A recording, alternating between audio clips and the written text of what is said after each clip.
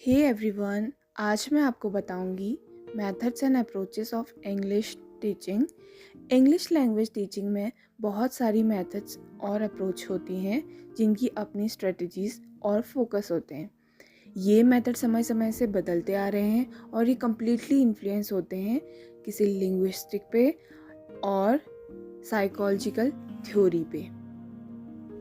तो चलिए बात करते हैं कुछ इंग्लिश टीचिंग के अप्रोचेस के बारे में। सबसे पहले मैं आपको ये बता दूं कि अप्रोच होती क्या है और ये किस तरह से मेथड से अलग है। अप्रोच मतलब होता है किसी भी इंग्लिश लैंग्वेज में स्पेशली थियोरेटिकल फ्रेमवर्क तैयार करना, या ऐसा फ्रेमवर्क जो हमें प्रोवाइड करता है कि आप लैंग्वेज को किस तरह से पढ़ाएं। How can a language can be taught and learn. It is based on assumptions and belief about language and learning.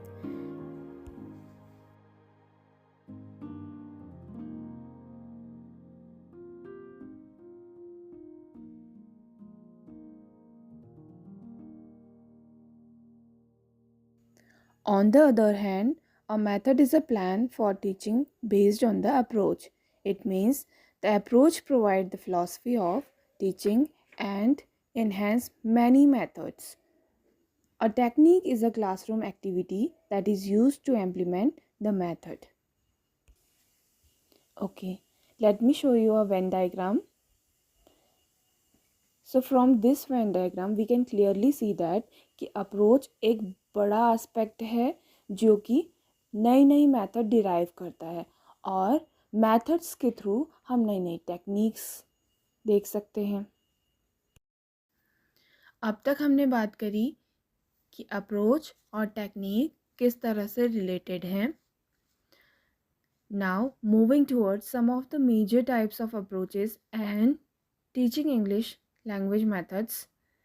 First one is traditional method, and in this traditional method we will talk about grammar translation method, GTM.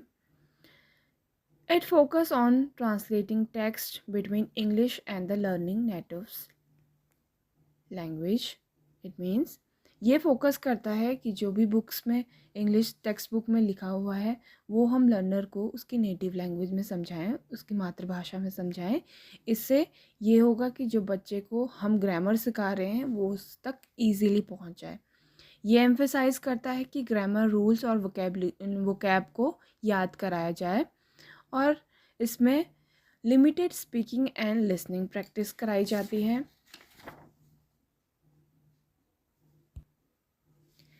Second one is directive method. Directive method emphasizes speaking and listening.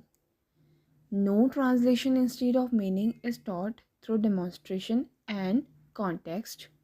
Direct method focus करता है कि हम directly बच्चे से बात करें और उसकी बातें सुनें जिससे उसमें लैंग्वेज डेवलप हो सके।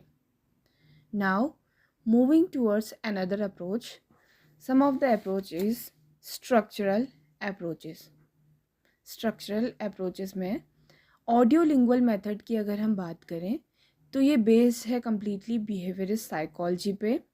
It means habit formation. For example, अगर हम बच्चे को रोज़ बात करेंगे और रिपीटेशन होगी उन्हीं सेंटेंसेस की तो बच्चे ऑटोमेटिकली उन चीज़ों को समझ जाएंगे। फॉर एग्ज़ाम्पल, डेली यूज़ होने वाली डेली प्रैक्टिसेस जो सेंटेंसेस होते हैं, अगर हम उनमें